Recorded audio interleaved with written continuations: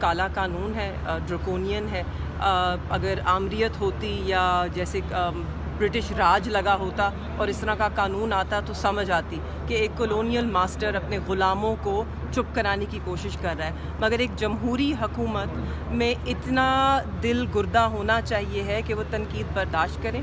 और अगर कानून को हम डिटेल में देखें तो इट्स अ बैड लॉ, एक बुरा कानून है। इसके अंदर जो मुजरिम है या जिसको मुजरिम पहले से ही करार दे दिया जाएगा, उसको सबसे पहले जाकर अपनी अपील दायर करने से पहले भी उसको जाकर 30 लाख रुपए जमा कराने पड़ेंगे।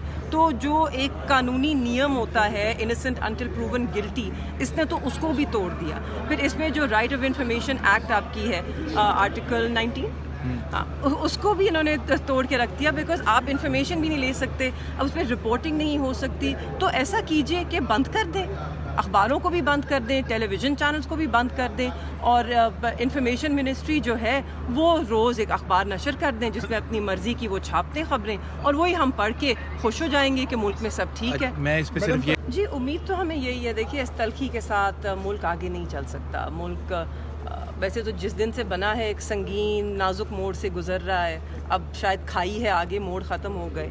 तो बेहतर होगा कि हम सब होश के नाखून लें और चीज़ों को आगे लेके जाने की कोशिश करें। ये जो तलखी है इसमें कमी आनी चाहिए। इस वक्त आप देख रहे हैं इदारों के दरमियान एक तसादुम सा बनता नज़र आ रहा है। आज कल मेरे ख्याल में वावड़ा साहब ने ये भी कहा कि वो प्रिविलेज मोशन लेकर आएंगे जस्टिस अतर मिनल्ला साहब के ख़िलाफ़। तो ये अच्छी बातें नहीं हैं।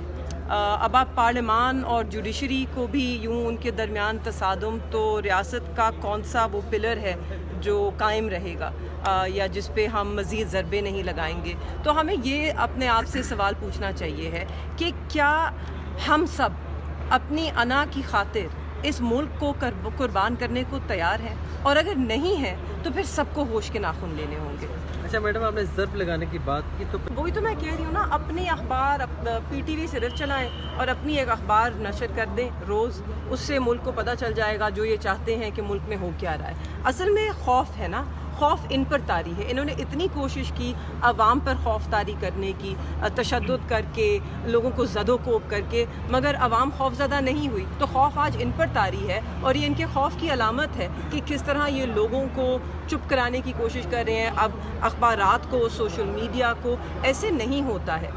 मैंने ये भी पढ़ा है कि उन्होंने 20 अरब ministry of technology and information ने मांगे हैं कि वो, और उसमें सबसे दिलचस्प बात जो लिखी थी कि वो चाह रहे हैं कि सोशल मीडिया प्लेटफॉर्म सिर्फ वही ऑपरेट करें जिनके दफातर पाकिस्तान में हो, ताकि शायद वो मोदी साहब से इंस्पिरेशन ली है कि जैसे इंडिया में जब उन्होंने ट्विटर को बंद करना था, उन्होंने दफ्तर जाके लोग अगवा कर लिए, तो इसलिए चाहते हैं कि यहाँ पर उनके दफातर हों। देखिए, ऐसे नहीं चलता है। जब आप लोग